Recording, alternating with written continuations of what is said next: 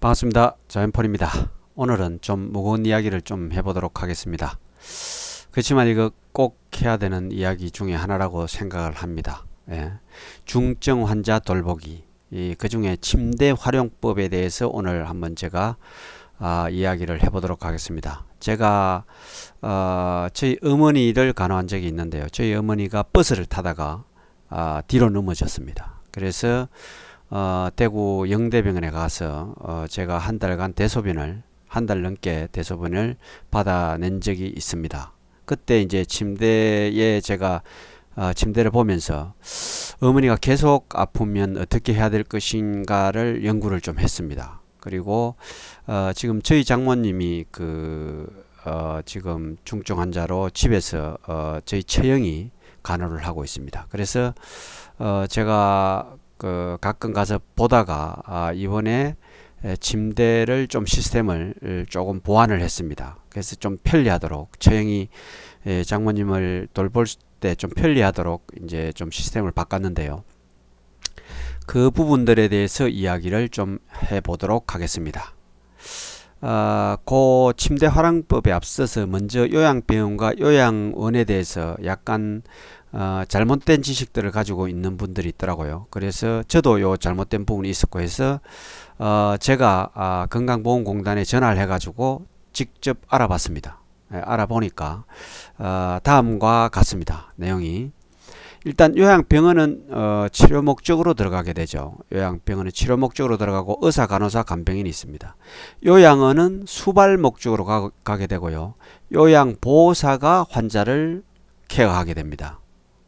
근데 이제 주로 잘못된 정보가 뭐냐 하면은 간병인 1인당 환자 수가 정해져 있다. 요것이 보통 잘못되어 있더라고요. 저도 저희 어머님 때문에도 물어봤고 저희 장모님 때문에도 물어봤는데 보통 사람들이 알고 있기는 요양병원은 간병인 1인당 환자 수가 7명이다. 요양원은 2.5명이다. 이런 식으로 알고 있는데 건강보험공단에 알아보니까 잘못됐습니다.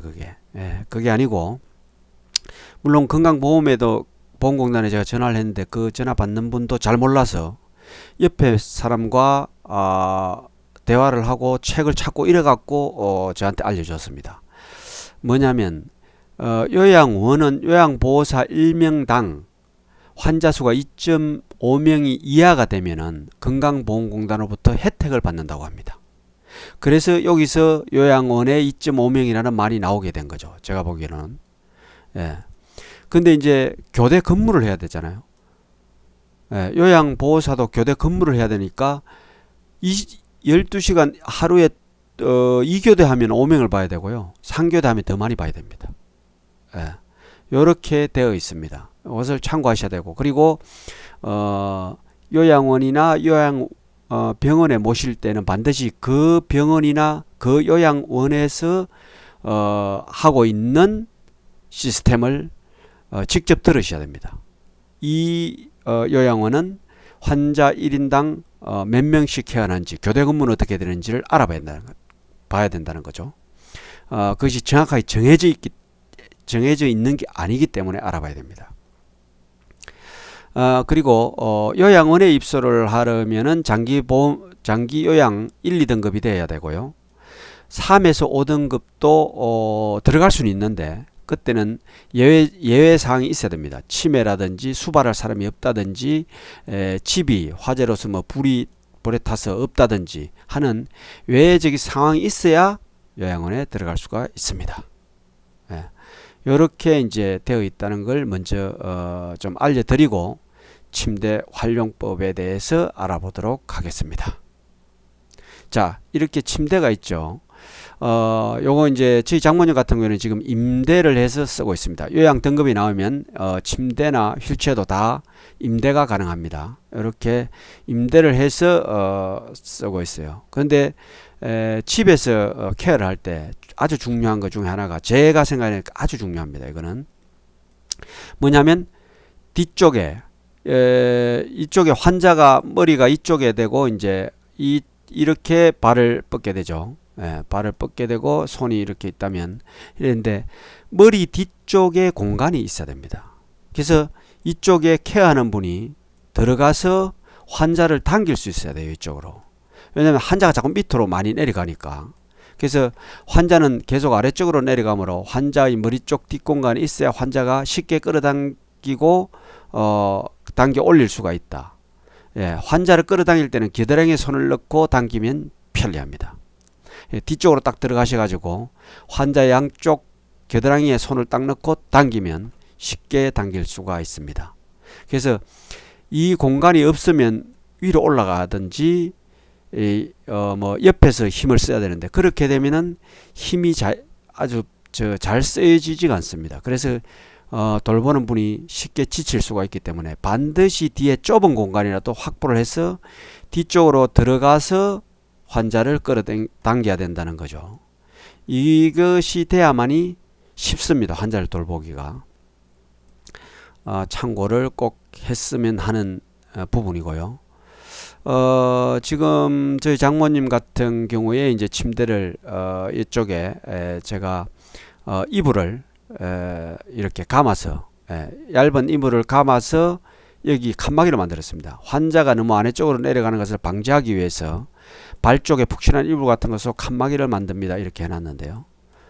칸막이를 만들. 그러면 위쪽에서 내려오기가 힘들겠죠, 환자가. 이쪽 부분이니까 이쪽에 이렇게 이불로 이렇게 나무나 이런 걸로 하면요, 환자가 지금 굉장히 이제 안 좋은 상태이기 때문에 아파합니다. 그 딱딱함 자체를 아파하더라고요. 그래서 이불 같은 걸로 이렇게 감아서 하는 것이 가장 좋습니다. 뭐 더 좋은 그 사용해도 되겠지만 하여튼 이불 이렇게 폭신한 것으로 이렇게 하면 키에 맞추면 되겠죠. 맞춰서 하면 환자가 내려오는데 좀 방해가 되니까 잘 못 내려옵니다. 그래서 이렇게 시스템을 하는 것이 좋다고 봅니다. 그리고 이제 지금 보면 요게 이제 밑에 하늘색으로 파란색으로 된 게 요게 욕창 매트입니다. 욕창 매트는 이제 뭐 인터넷 검색을 해봐도 알겠지만 이렇게 둥글둥글하게 이렇게 공기가 들어갈 수 있는 공간이 있죠. 그래서 공기가 한쪽에 빠졌다가 또 들어갔다 하면은 이게 이제 욕창이 그러니까 이 살이 한쪽에 계속 닿아 있는 게 아니고 여기저기에 움직이면서 닿았기 때문에 욕창이 생기지 않아서 이제 이것을 많이 사용하는데 이것만 해갖고 사용하면 굉장히 환자가 불편해합니다. 그래서 욕창 매트 위에 요 담요를 하나 깝니다. 까끌까끌한 담요를 깔면 좋습니다. 담요를 까는데 이 담요를 묶어야 됩니다. 아니면 이게 밀려요. 담요가 밀려서 이것을 계속 피해야 되고 하면 굉장히 불편합니다.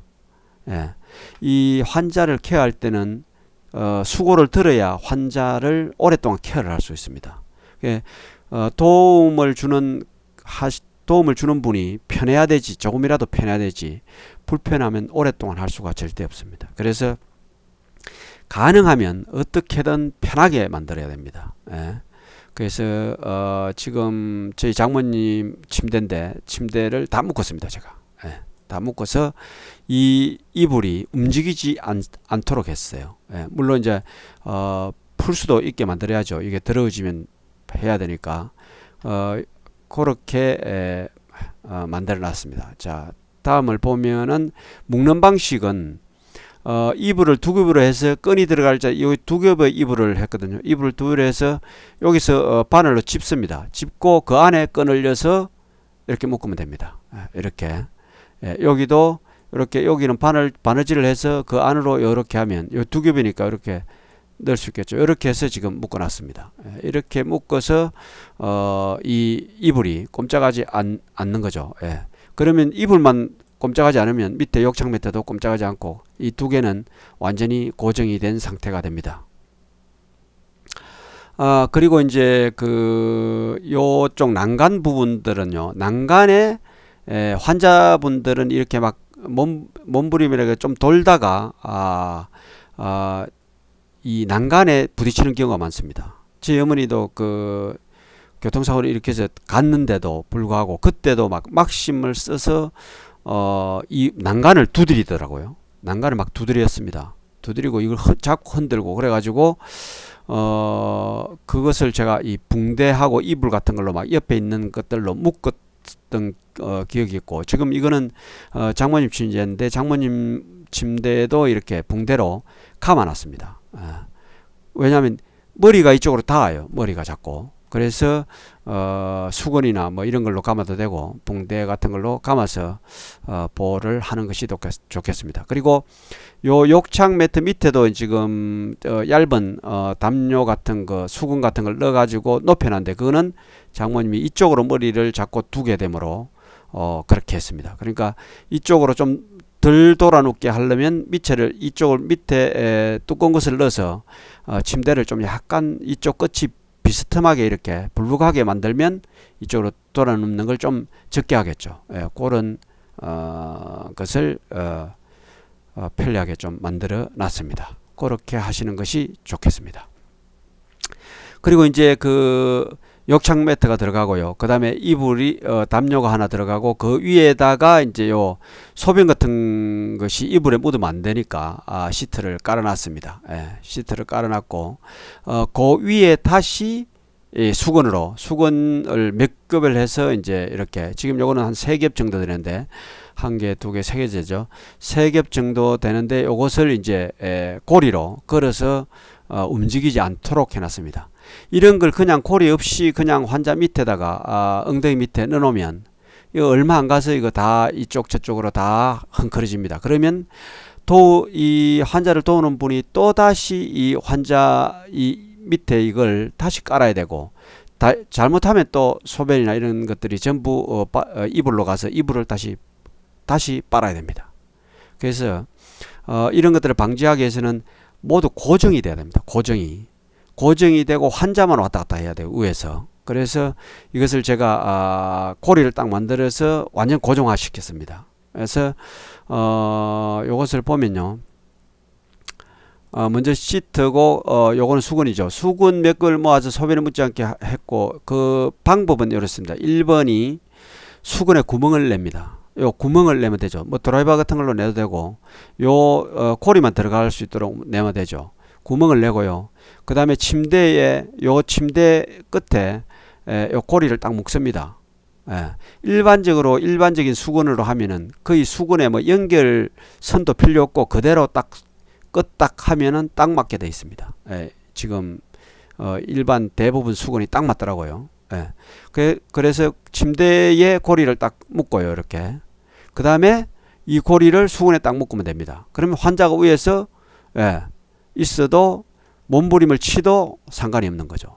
이렇게 해놓으면 편리합니다. 그러면 뭐 소변이 묻어도 이 수건만 빨면 되니까, 고리만 딱 빼서 하면 되니까, 이렇게 한번 시스템을 해보는 것을 참고해 보시면 좋겠습니다. 이 고리는 다이소에서 구입을 했고요. 다이소에서 그냥 그 부엌용 고리입니다. 부엌에 컵 같은 거 걸어 놓는 요 고리죠. 근데 제가 요 작은 것도 사고 큰 것도 샀는데, 작은 것은 별 필요가 없습니다. 거기에는 큰 게 훨씬 좋았습니다. 이렇게 큰 게 지금 붙어 있죠. 작은 것은 좀 지금 안 되더라고요. 그래서 큰 것을 이용해서 이렇게 묶어놨습니다. 이렇게 이용을 하시면 보다 편리하게 사용할 수가 있습니다. 이 요거는 이제 그 이불을 묶은 끈인데요. 이렇게 이불이 있으면 이렇게 묶었고, 뭐 요 끝도 이렇게 묶어서 이렇게 사용했습니다. 필요하실 때는 뭐 밑으로 이런 식으로도 묶어도 되고요. 그거는 여러분들이 참고를 하셔서 제가 말씀드린 것보다 더 편리하게 활용을 하시기 바랍니다. 오늘은 그 중증 환자 돌보기 침대 활용을 어떻게 할 것인가에 대해서 여러분에게 말씀을 드렸습니다. 하여간 중증 환자를 돌본다는 것은 굉장히 힘든 일입니다. 하여간 여러분들이 힘이 좀 되었으면 좋겠습니다. 감사합니다.